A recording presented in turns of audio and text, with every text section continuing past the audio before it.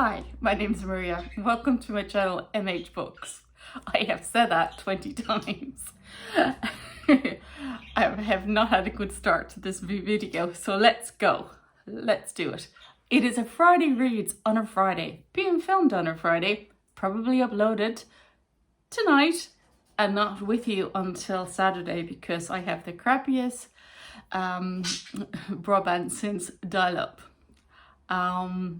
And if you don't know what dial-up is, you really missed out on something. I'm sorry. That on typewriters that made the clicky sounds. Sorry. That's what you get for being too young. Maybe you should go to a museum when they're open. Okay, sorry. What did I read? Okay, I didn't film my Sunday catch-up last Sunday because I can't even remember what I uploaded. I uploaded something else I really needed to upload. Oh, it was an unboxing because I needed to get rid of the box because I was trying to tidy up. Yeah. This is so prepared, this video. I hope you like the effort I went into doing it. What did I read last week? This is the last book here, so it's Turner the Screw by Henry James. Turner the Screw is such a big, popular book.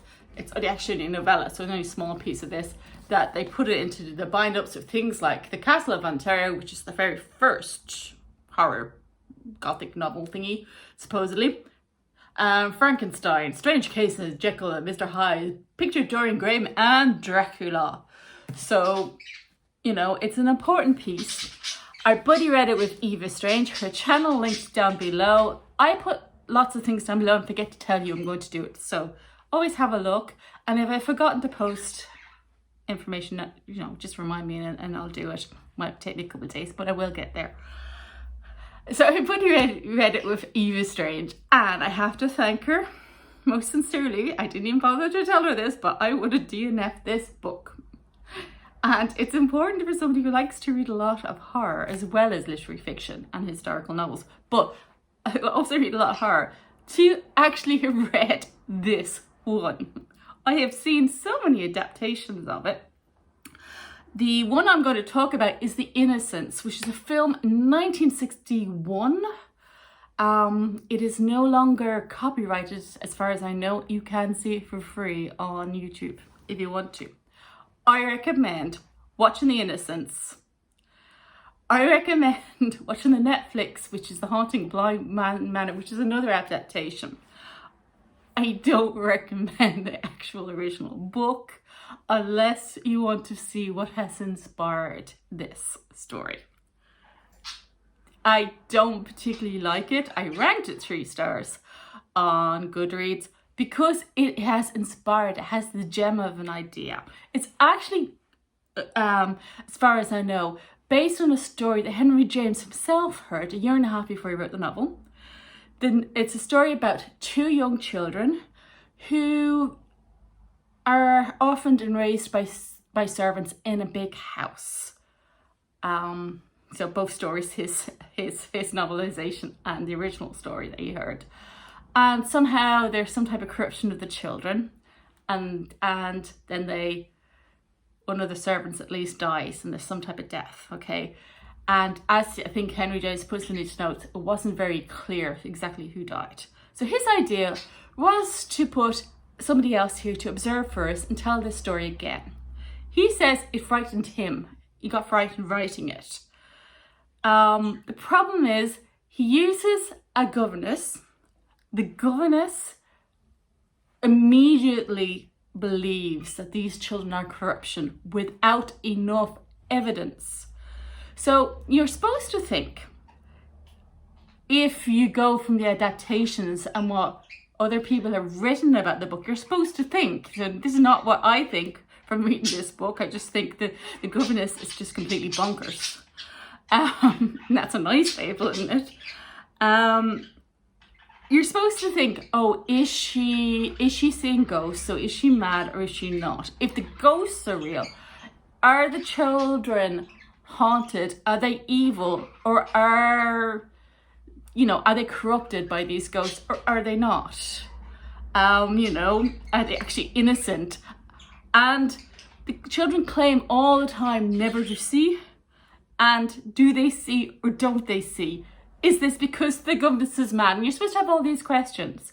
Trust me, when I read this, the governess is just stark raving bonkers. Paranoid. Seeing things. No reason to believe the children were corrupted. I know Henry James wanted to bring it to that point, because that was the point of the story you originally heard. There is no evidence in this story that those children are corrupted. Why she got to this leap of imagination to believe this. There's also other things. So what I would recommend, if you want to read the story, and if you love this story, I'm really sorry, but I just didn't like it. If you want to read this story, but would like it to be slightly more credible, and you like visual elements, I would recommend the actual story is repeated again in the play that led to The Innocents, which is the movie in 1961. If you look at that movie, the actress who plays the governess is a little bit odd, but she's brilliant. I'll have to put her name underneath or here somewhere. She does a really good job of it. And basically, they've adapted the story, including all the information from the novella, but try to add extra bits to make it more credible, that you then have the question, is she mad or is she not? The ending of the movie is the ending of the book, or the novella. Doesn't make an awful lot of sense, but it doesn't make an awful lot of sense in the novella. If you want to see a story inspired by this story, I would still recommend the Netflix Haunting of Bly Manor. They have it's not perfect. They have the accents of the children wrong. And again, I know some people criticize that and saying the children aren't supposed to act like that. Children don't normally act like that in modern times, but whole point of this story is these children acting in quite a strange and unusual manner. So I would recommend, if you just want sheer entertainment and you want to get the spooky child vibe, go to the Netflix. And if you want to read the Henry James story with a little bit extra to make it reasonable, try The Innocents. The next one I read comes from Nigeria. I read it on Audible, so as I'm using the phone to film and I haven't bothered to charge my iPad, I'm using my laptop here just to get the name of the book. Okay, it's The Street Hawker's Apprentice by Kabir Kareem-Bello. I'll put the name up, well, I'll put the book up, I usually do. This book is based in Nigeria, in Lagos. It is based on two characters, Temilola, which is obviously from the very beginning, from a very rich family. He speaks English with a very English accent, a very upper class English accent, which means that which shows that he went to either an international school or a school in England. The other character is, let me see, what's his name? Viper, because I had to read it because I was listening to it. So Viper is, as the title of the book suggests, a street hawker. So if you read any Nigerian books, nearly all of them, they talk about how when they're stuck in traffic, how people come over and try to sell them. So that would be in The Girl with the Louding Voice, which is the last one I read from Nigeria, which I only read a couple of weeks ago, so I don't remember it. It appears in Americana as well, I think. It appears in quite a few. So it's a phenomenon where, people sell you things while you're stuck in Lagos traffic. And it's not an easy life, an extremely hard life. And this book reminds me, and I presume it was done on purpose because the song Oliver Twist occurs in it twice, of Oliver Twist, with Viper playing the Artful Dodger and Temilola Oliver. And it's a real insight into the lives of extremely living on the edge Nigerians. It's the first one that I've actually read from that angle. I've now read probably about 6 or 7 books set in Lagos itself, which is one of the most quickly growing cities in the world, I believe. And the story is about Tamilola. He has lost his memory. He doesn't realise the reason he's lost his memory is Viper knocked him in the head and when he was trying to steal his Nikes. So, but Viper ends up looking after Tamilola and taking him on as his apprentice as these things happen. The book is amazing, extremely well narrated and audible. It is going to make one of the top 10 this year. So I finished up with a rather good book after a rather poor book. And I would strongly recommend this book to anybody who's interested in reading about Nigeria. This is my first actually male author writing about Nigeria. And yeah, it's extremely good. One, I'm just using the Goodreads to get the order because it has been a long week. Death of a Glutton, MC Beaton. These are Hamish Macbeth books. This is book number 8 in the series. I'm listening to it in the car. I'm listening to my next ton of French in the car, and after that I have no more books to listen to in the car because I only have an old CD player in the car. So I usually read these books in, let them play in the car, then read a few chapters when I go home. Can't do this at the moment because library's not opening until, well, actually nothing's happening until the 6th of April. Unlikely that libraries will even be open then, so I'll run out of books to read, so no. Death of a Glutton, I really enjoyed it because I just like her descriptions of the Highlands. There's a will they won't they love story that's been going on for the last 8 books. It ends on a bit of a dramatic place for poor Hamish Macbeth, as only a cozy mystery can do. Poor Hamish, he's not going to like where he ends. I would say, just in case somebody hasn't read it and it's a spoiler.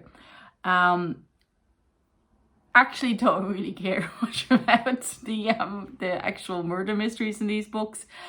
Not happy with the way that the Glutton was described as being an old bitch and a fat bitch. Would not get away with it nowadays. This book, I think, was written something like 1989, but you would not get away with that kind of attitudes nowadays. And I think Hamish Macbeth needs to go to some sensitivities training so he can actually understand a little bit more about mental health issues and not just call people outright crazy.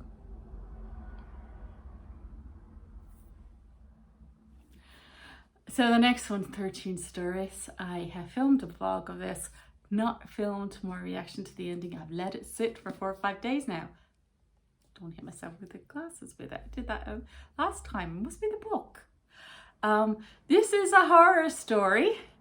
It is a story that is about a haunted apartment block, or just about an apartment block that's gone incredibly evil.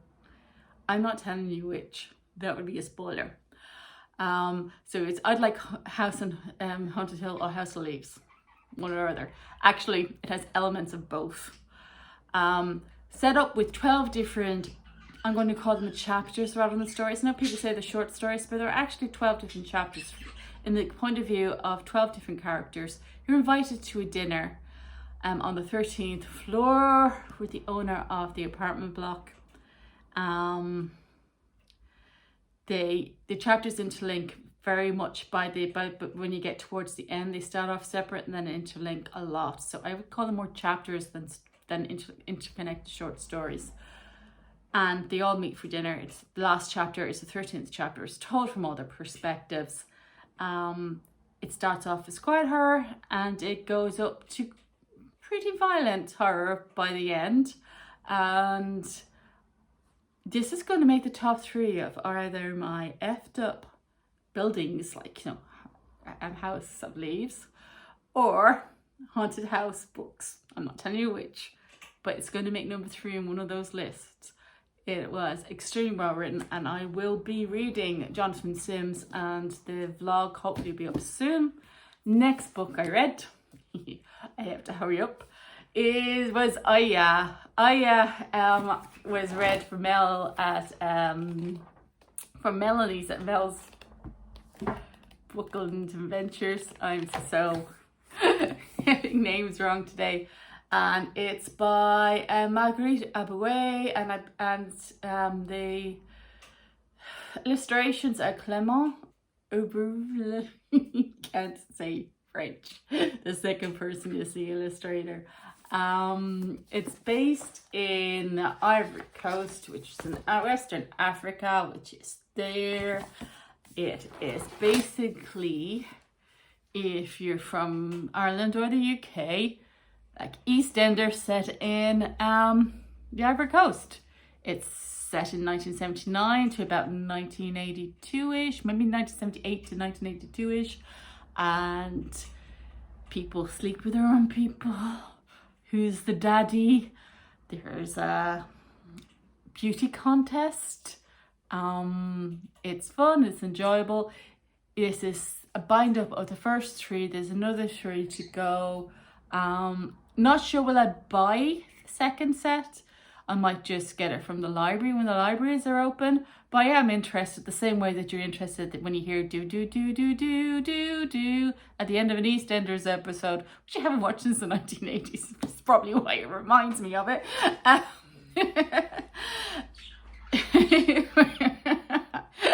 really haven't watched it. They probably don't even have the same theme tune anymore.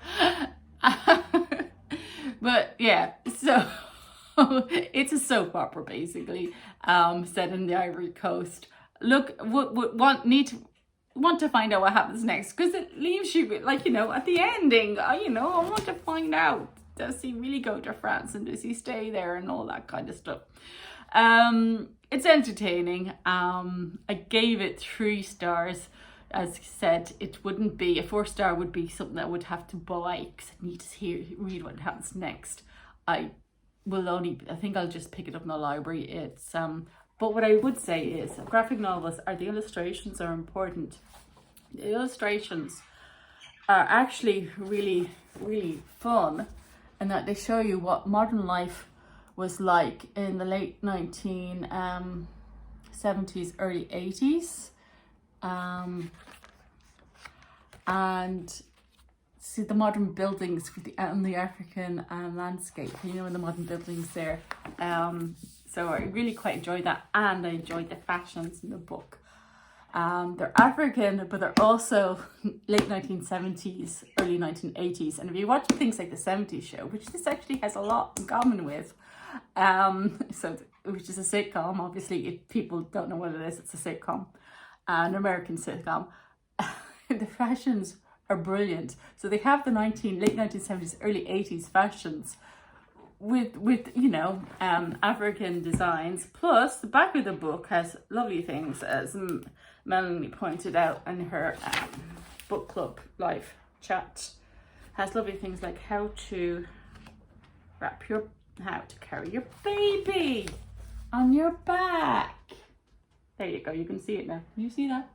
I can't see. You can see, yeah. So how to carry your baby on your back. So, and recipes. I'm going to try the peanut butter one.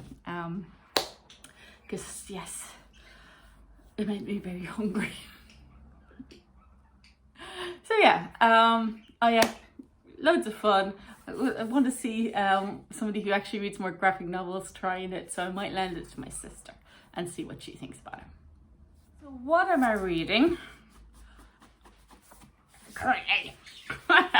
It's a Folio Society book. It's a 1980s copy of the Pickwick papers. So just checking this now, actually, to see how many pages it is. Normally the Pickwick papers is over 800 to 900, so it would count for the March of the Mammoths. But these editions, it's only 740 because they squish everything in together, which is a bit annoying.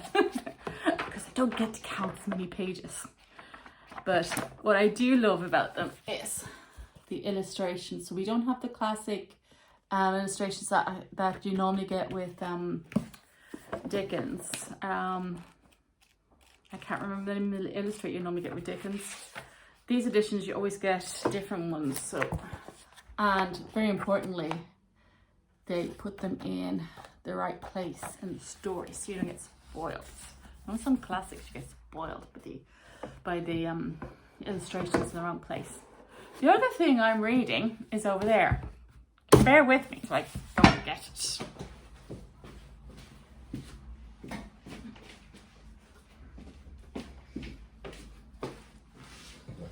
Oh, good, you're still there. Everybody's already turned off and I'm talking to dead air, but I don't know because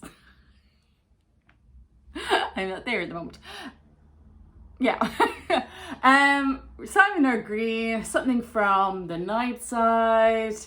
Simon R. Green's haunted house story things. I actually have ordered one second hand now because they're extraordinarily expensive. So while I was waiting, I can't even remember the name of it. It's the Ishmael Mysteries. Amy at Zoe Beck has been talking about them for a while, and eventually I said, like, you know, I was reading haunted house stories, and I thought, you know, the Henry James one was bad, but this one was good, that I'd try some out. But they didn't have any cheap ones except for the second-hand copy which I'm sourced online. So, but these ones, these little paperback thingies are very cheap to buy. So I thought I'd start another one, his Nightside series, while I'm waiting for it to come. And because it's come from the UK and it said it'll be delayed, but actually it's going to be here tomorrow. I only ordered it recently too, so so much. Sometimes Brexit matters, sometimes it doesn't. So Simon R. Green, something from the Nightside. So yes, his Nightside series, which is really, I mean, this only this much far, but it's these are ideal to read in the bath because I'm not bringing my 1980s Folio Society books into the bath. And it's quite fun. It's very enjoyable. I think it fits a place similar to the Hamish Macbeth mysteries, that you're just reading this for fun. This is not literature. This is just bloody fun. And yeah, I'm really enjoying it. So that's all I really have time for. This is going to be actually long because having long videos is a problem for me because my upload speed is so slow. So hopefully this gets up. If I don't see it until Monday, it's because you had to wait until I was in the office to get these in broadband. So I hope whatever you're reading, you're enjoying it. I'm looking forward to looking at all the booktube videos I've not had time to look at this week over the weekend. So I might be commenting on week-old videos as I start to catch up. But meanwhile, I hope whatever you're reading, you're enjoying it. Bye!